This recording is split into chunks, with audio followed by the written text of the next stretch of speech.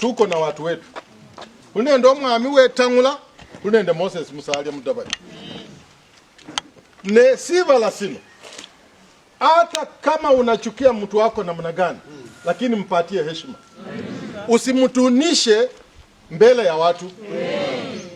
Hii kiburi na matusi ambayo inatokea kule Kabuchai. Mimi nataka kuambia wenzangu, wewe kama utaki Wetangula, waachana na yeye. Tuachane na yeye na tumpe heshima yake. Kuliala nenanyo. Omundu nga MCA na abirre Kabuchai, namwe kakwe Kabuchai. Sekaliba Wetangula umubita. MCA nyala kabira sikila abandu omusima.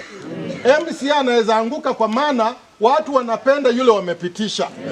Lakini heshima kwa Moses Masika Wetangula ibaki heshima yake.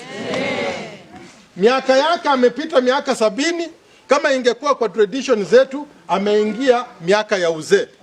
Miaka ambayo inastahili mtu afanye namna gani? Aheshimiwe. Nataka kuuliza wenzangu, especially wenye wako kwa bunge, msiende huko Kabuchai mkidunisha Moses Wetangula. Mumule have efwengazi ama Ford Kenya tutatetea.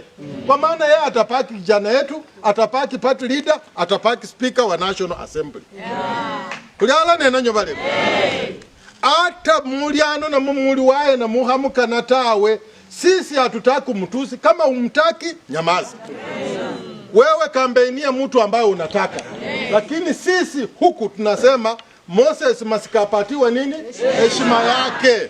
Kijana ambaye watu wanaitwa Waluya, Wahusia, wamemkuza amekuwa, mtu asikuje kumdunisha. Kwa maana hatuna mwingine. Tuko pamoja na nyinyi. Na mimi naongea haya kama Secretary General wa chama cha Ford Kenya. Ya kwamba sisi tutatetea yule ambaye ni wetu.